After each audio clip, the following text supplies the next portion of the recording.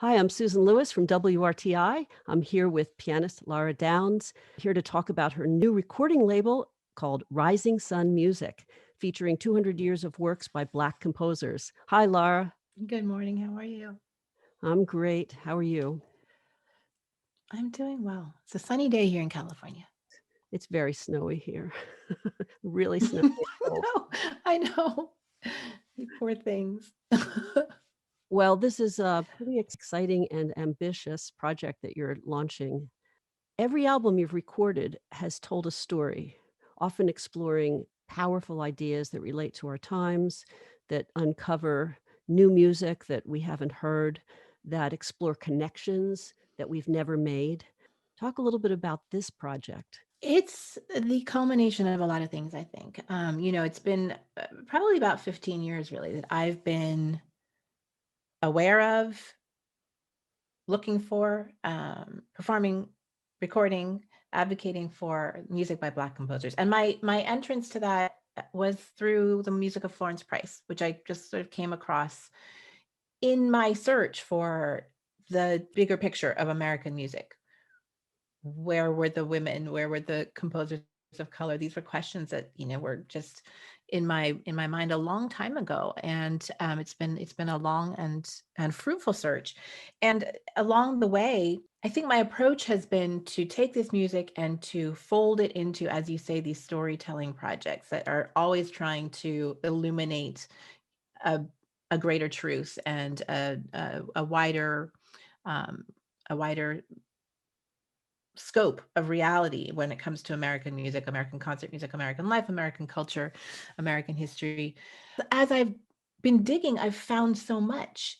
And what that has shown me is that this is a much deeper and broader tradition than most of us know. Along the way, whenever I am sharing music by Florence Price or William Grant Still or any of the other Black composers whose music we know and we play, the story about that music is always he was the first and she was the only, right? He was the first to do this, she was the first to do that. And as you understand how many writers there are, how deep this tradition is, you understand there's no such thing as the first and the only, right? There's just what one person does, it leads to another. So I want to celebrate the richness of this tradition. And I felt like the appropriate thing to do is to create a space for it, a designated, space. So Rising Sun Music, where we'll be recording and releasing recordings of music that's not been recorded before, not been heard for many years. As you said, music that goes back about 200 years and music that goes forward to the present day on an ongoing basis. It's so interesting to see it as a whole and see all the places where this music connects with itself and also connects with other traditions and other schools of American music. Well, it's interesting because I was listening to some of your interviews with other Black artists, and John Baptiste talked about getting beyond categories. I think that we're all thinking so much about um, our history, re-examining our history and redefining our history. And I think that the conversations we're having on the NPR show are very much about lineage and legacy and reviewing that, prioritizing our relationship to, our heritage, how we got here.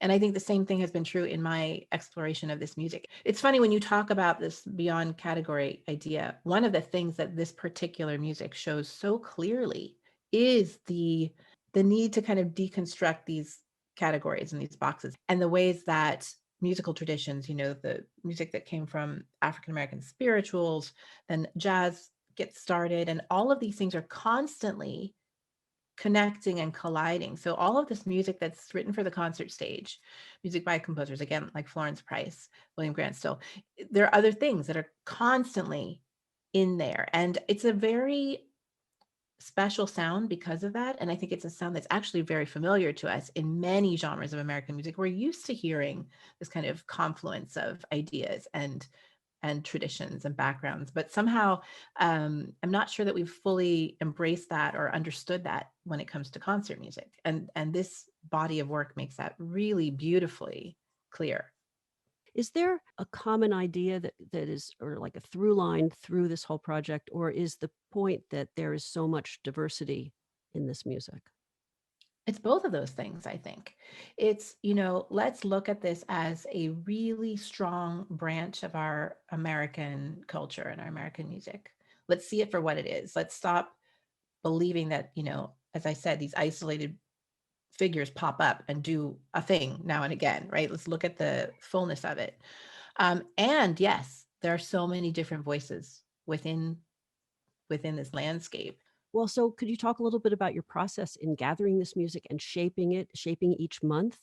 I'm imagining your workspace at home being like this huge wall with stickies and Post-its and trying to figure out which month to put which piece in. You know, Susan, I wish that I worked that way. My brain, I have all the sticky notes inside my brain, which it gets very cluttered. I should try the wall. But yeah, you know, I love this idea of kind of telling stories. So this first EP, "Remember Me to Harlem," which is a quote from Langston Hughes. It's really just looking at the different schools of music that arose from out of, you know, Harlem and the Harlem Renaissance, all these different composers who have come and gone and sort of cross-pollinated through that hub of creativity. Next month in March, we're doing a Women's History Month focus with music by Margaret Bonds, Florence Price, Hazel Scott, and also my collaborators next month are all female, the soprano Nicole Cabell and violinist Rachel Barton Pine.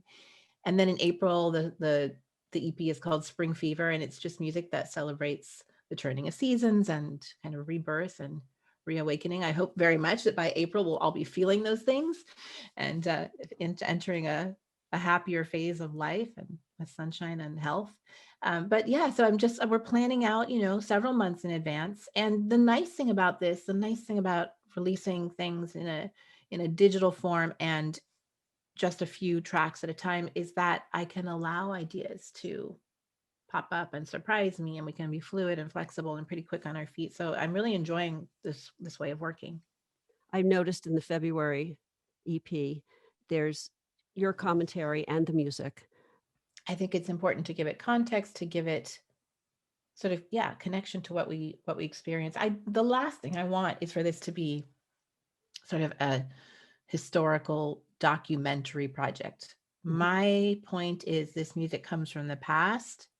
It is very present today. You know, it one thing leads to another. I really want listeners to experience this in the context of our current reality, and again to experience this kind of thread of lineage. It's an interesting process, and all kinds of connections and stories pop up and surprise me, like in this Harlem EP. One of the pieces is a piano arrangement of a song from the show Shuffle Along by UB Blake, which was written exactly 100 years ago, 1921. First, you know, all black hit show on Broadway. Langston Hughes said it started the Harlem Renaissance. So putting together this arrangement of a beautiful song from that show called Love Will Find a Way. And the next track on the EP is by William Grant Still. It's this oboe and piano piece by William Grant Still. Guess who played the oboe in the pit for Shuffle Along? William Grant Still. And there are all these places where, you know, the stories of the people and the music come together. And I love that. And I think it makes, you know, Right. it pulls us all in. Well, you've always been a storyteller with all of your music, and the music, um, it's it's beautiful music, but it's also helps tell the story of the people who wrote it and performed it, Mm-hmm. and it Mm-hmm. tells a story, part of our American story that hasn't always been told. Yeah. Yeah. And I think, you know, for me, really, the goal here is first to clarify that and just to open our ears, you know, to the fullness of this sound, and also to clear this up for the next generation, you know, um, so that there's a broader feeling of belonging and um, community around this music. I want all the little kids who are, you know, just picking up their violins and, you know, sitting down at the piano understand that this is there before them. This came before, and this music is part of their heritage. This is intended to get this music into the ears of everyone who's listening, on the air at WRTI and across the country, and into the hands of young performers and students and teachers. We have a partnership with Theodore Presser.